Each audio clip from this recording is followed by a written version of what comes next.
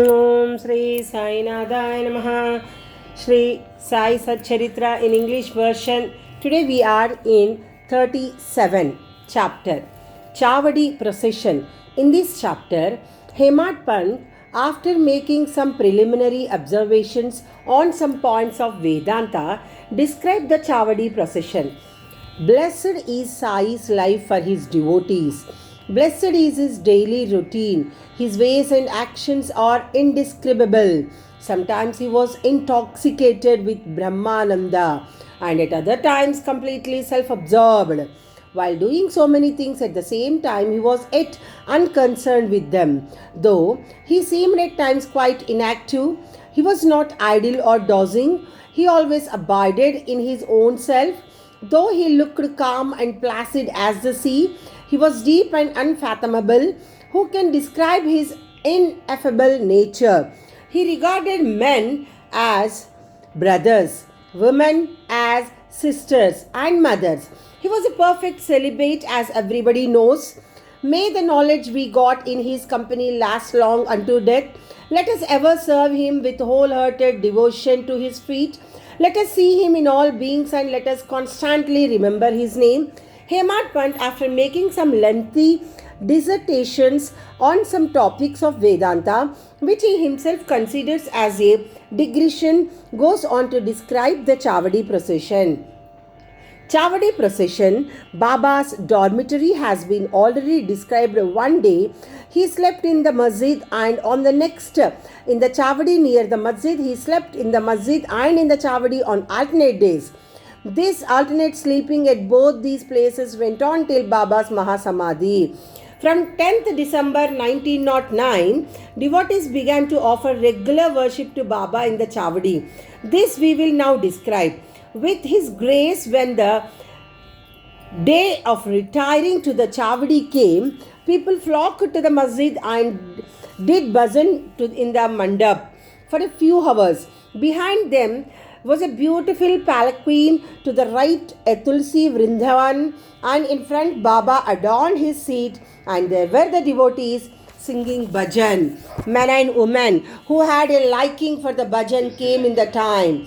Some took tal, chilpis and khartal, mridhang, kanjari and gol in their hands and conducted the bhajan. Sai Baba was a magnet who drew all the devotees to him. Outside in the open, some trimmed their divathyas, some decorated the palanquin, some trimmed, some stood with cane sticks in their hands and hailed victory to Baba. The corners were decorated with buntings. In the masjid, rows of burning oil lamps shed their light. Baba's horse, Shama, Karna, stood fully decorated outside. Then the Tatya Patil came with a group of men to Baba and asked him to be ready. Baba sat quiet in his place till Tatya came and helped him to get up by putting his arm under Baba's arm. Tatya called Baba by the name of Mama. Really, their relationship was extremely intimate. Baba wore on his body the usual kafni, took his satka under his armpit, and after taking his chilim and tobacco and placing a cloth over his shoulder, became ready to start. Then Tatya placed a golden embroidery beautiful Sheela over his body. After this, Baba himself put a few fuel sticks into the duni to keep it alive, and with his right hand extinguished the lamp burning near the duni, and then started for the Chavadi. Then all sorts of musical instruments, band, horns, etc. gave out different sounds, and fireworks exhibited various colored views. Men and women singing Baba's name started walking, doing bhajan to the accompaniment of mridang and veena. Some danced with joy and some carried various flags. The Bhaldars announced Baba's name when he came on the steps of the masjid on two sides of Baba. The wave were spread folds of cloth which Baba walked on. Being supported by devotees' hands, Tatya Patil held the left hand and Mahalsapati the right, and the Bapu Sahib Jog held the chatra, that is called umbrella, over his head. In this fashion, Baba marched on to the Chavadi. The fully decorated horse named Shamakarna led the way, and behind him were all the carriers, waiters, musical players, and the crowd of devotees. Harinam was being chanted to the accompaniment of music, as also the name of Sai. In this manner, the procession reached the corner, and everyone who joined the party seemed pleased and delighted. On reaching the corner, Baba stood facing the Chavdi and shone with a peculiar aura. It seemed as if the face of Baba took over the glory of the rising sun. Baba stood there with a concentrated mind, facing the north, as if he was signaling something. All the instruments played music while Baba moved his right hand up and down for some time. Kaka Sahib Dikshit at the same time came forward with a silver plate containing flowers, besmeared with gulal, and threw them on Baba's body, off and on. The musical instruments played their best at the juncture, and Baba's face beamed with radiance and beauty. And all the persons viewed this luster to their hearts' content. Words fail to describe the splendor of this scene. Sometimes Mahalsapati began to dance as if posed by some deity, but all were surprised to see that Baba's concentration was least disturbed with a lantern in his hand.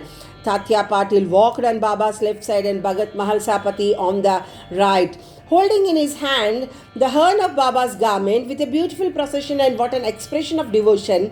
To witness this marine woman, poor and rich, flocked there. Baba walked at very slow pace. Bhaktas followed on both sides with love and devotion, with joy permeating the whole atmosphere of the place. The procession reached the Chavadi. Those days are gone now. Nobody can see them in future. But by remembering and visualizing that sight, we can bring solace and ecstasy to our minds. The Chavadi was also fully decorated with a good wide ceiling mirrors and many sorts of lamps. On reaching there, Tatya went ahead and spread on asan, and placing a bolster, made Baba sit there and made him wear angaraka. Then the devotees worshipped him in various ways. They put a crown on his head, a tuft above, placed garlands of flowers and jewels round his neck, and marking his forehead with musk mixed vertical lines. They gazed with for long to their heart content.